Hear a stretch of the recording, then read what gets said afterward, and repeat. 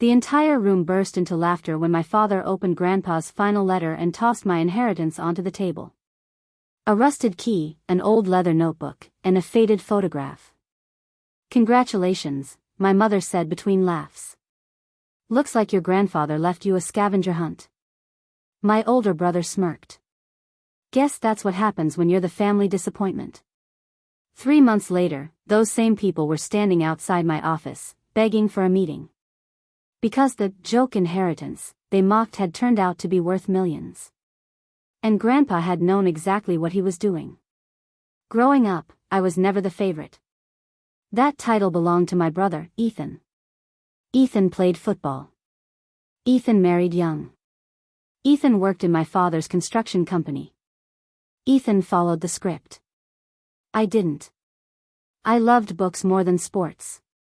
I studied business instead of joining the family company. I moved 2 states away after college. According to my parents, I was difficult. Family dinners often felt like performance reviews. "When are you coming home?" Mom would ask. "Dad could use your help." "I have a job," I'd remind them. Dad would sigh dramatically. "You always think you're too good for us." No matter what I achieved, it wasn't enough. Promotions? Ignored. Professional awards? Barely acknowledged. Meanwhile, Ethan received applause for showing up on time. The only person who truly saw me was Grandpa. His name was Walter Bennett. He owned a small hardware store for nearly 40 years before retiring. At least, that's what everyone believed. He taught me how to think critically. Never trust appearances, he'd tell me. The loudest people usually have the least to say. When I visited him, we'd spend hours talking. Business. History. Human nature. He'd ask questions nobody else cared about. What kind of life are you building? What do you stand for? What mistakes are you making? He made me feel visible. When Grandpa died at 87, I was devastated. The funeral itself felt surreal. My mother cried loudly enough for everyone to notice. Ethan gave a speech about family legacy. Dad talked about sacrifice. I stayed quiet. Because grief isn't always loud. A week later, we gathered at the attorney's office for the will reading. Tension filled the room. Nobody admitted it, but everyone expected money. The attorney adjusted his glasses. Mr. Walter Bennett left specific instructions. Mom squeezed Dad's hand. Ethan leaned forward. The attorney began distributing assets. Grandpa's house went to charity. Several investments were divided among family members. Dad inherited Grandpa's antique car collection. Mom received valuable jewelry. Ethan inherited Grandpa's vacation cabin. Then the attorney looked at me. "To my grandson, Noah." He handed me an envelope. Inside was a brass key, a leather notebook, and an old photograph of Grandpa standing beside a warehouse. The room went silent. Then Ethan laughed. "That's it?" Mom frowned. "He forgot to update the will." Dad shook his head. "Typical." The attorney cleared his throat. "There are additional instructions." He handed me another letter. It read, "Noah, if you're reading this, it means everyone has already underestimated you again. Good. The key opens Warehouse 14 on Franklin Street. The notebook contains what you'll need next. Trust your instincts. And remember, wealth isn't measured by what people think you own. Love, Grandpa." Ethan snorted. "He left you a storage unit." Mom patted my shoulder. "I'm sure it has sentimental value." Dad added, "At least you got something." The humiliation burned. I smiled weakly and pocketed the key. That night, I almost ignored Grandpa's instructions. Then I remembered his voice.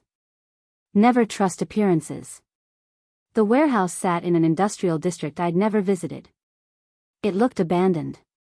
Dust covered the windows. The lock resisted before finally clicking open. I expected old furniture. Boxes of junk. Maybe forgotten family keepsakes. Instead, I found shelves stacked with meticulously organized files. Business records. Property deeds. Investment statements. And a safe bolted to the concrete floor. My hands shook. Inside the safe were ownership documents. Not for one company. Several. Small manufacturing businesses. Commercial properties. Storage facilities. All hidden beneath holding companies I'd never heard of. I stared in disbelief. Grandpa hadn't just owned a hardware store. He'd quietly built an empire. And nobody knew. The notebook explained everything. For decades, Grandpa had acquired struggling local businesses. He restored them. Hired good managers. Reinvested profits. He avoided publicity intentionally. He believed money attracted the wrong people. One sentence stopped me cold. I considered leaving this to your father. But entitlement destroys judgment. Another. Ethan confuses confidence with competence. Then. You ask questions before making decisions. That's why I'm trusting you. I sat on the warehouse floor crying. Because for the first time in years, someone had chosen me. Not out of obligation. But belief. Over the next several weeks, I met with accountants and attorneys Grandpa had secretly retained. Everything was legitimate. Everything was real. I owned majority stakes in businesses generating millions annually. The responsibility terrified me. Then came the betrayal. Someone leaked information to my family. My phone exploded. Mom called first. Oh my God, Noah. Why didn't you tell us? You laughed at me. It was just a misunderstanding. Dad sounded different. You'll need experienced guidance. Meaning him. Ethan skipped subtlety entirely. We should split everything equally. I almost laughed. Why? Because we're family. The same family that mocked my inheritance. The same family that called me disappointing. When I refused, things turned ugly. Relatives appeared from nowhere. Suddenly everyone wanted reconciliation. Cousins invited me to dinner. Aunts sent heartfelt messages. Even people I hadn't spoken to in years reached out. I realized something painful. They weren't reconnecting with me. They were pursuing access. Then came the biggest betrayal. Grandpa's attorney contacted me urgently. My father had challenged the will, claiming Grandpa wasn't mentally competent. I couldn't breathe. Dad wasn't grieving. He was trying to steal Grandpa's final wishes. The man who preached family values had launched a legal attack against his own son. I drove home immediately. The confrontation happened in my parents' living room. You're contesting Grandpa's will? I asked. Dad crossed his arms. He wasn't thinking clearly. You benefited from the will. This situation is different. Ethan chimed in. Grandpa manipulated things. I stared at them. No. He knew exactly what he was doing. Mom burst into tears. You're tearing this family apart. I laughed bitterly. No. Grandpa simply exposed what was already broken. Dad's expression hardened. You owe this family. I shook my head. I owed love. Respect. Support. I looked directly at him. You taught me those things were conditional. The lawsuit dragged on for months. It hurt more than I expected. Because every court filing reminded me that my own family viewed me as an obstacle. Then everything changed. Grandpa had anticipated this. Another sealed letter surfaced. Recorded 6 months before his death. Video evidence. The entire family gathered to watch. Grandpa appeared on screen. Alert. Confident. I suspect certain individuals may challenge my decisions. His eyes seemed to look directly into mine. So let me be perfectly clear. He explained his reasoning. He described Ethan's recklessness, Dad's controlling tendencies, the toxic family dynamics he'd witnessed for years. Then he said something that silenced everyone. Noah spent years succeeding without applause. He helped people without seeking recognition. He listened more than he spoke. Wealth magnifies character.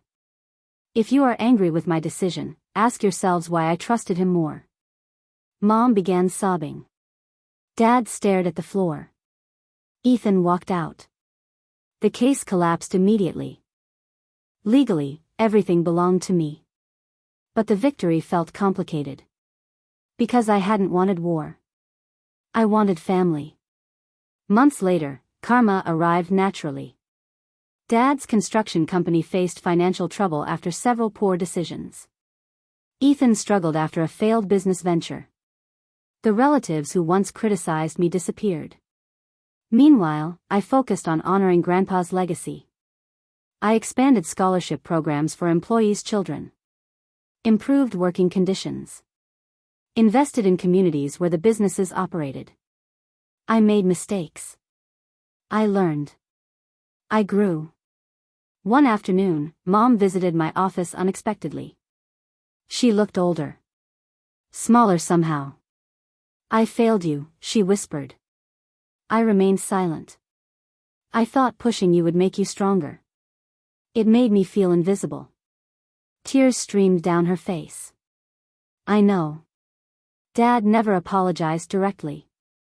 But months later, he asked if we could have lunch. No business discussions. No demands. Just lunch. It wasn't perfect. Healing rarely is.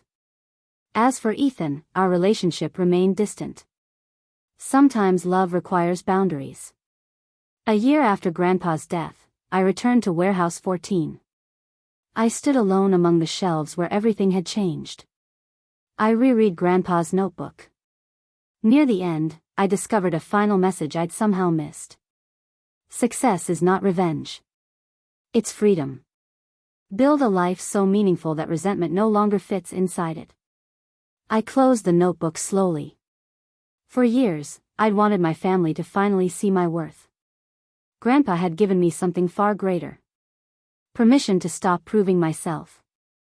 The greatest inheritance wasn't the businesses. It wasn't the properties. It wasn't the wealth. It was being believed in by someone who truly knew me.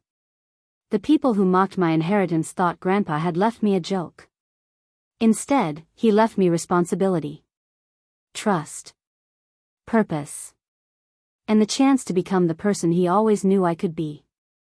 The empire Grandpa left behind changed my circumstances. But the lesson he taught me changed my life. Sometimes the people who underestimate you the most share your last name. Sometimes betrayal arrives disguised as concern. And sometimes justice isn't watching those people fail. Sometimes justice is succeeding so completely that their opinions lose all power over who you are. The day Grandpa's will was read, my family laughed at my inheritance. If only they had realized. The old man they'd underestimated for decades had been quietly teaching his favorite grandson exactly how to protect what mattered most. Not money. Character. And unlike the empire he left behind, that inheritance could never be taken away.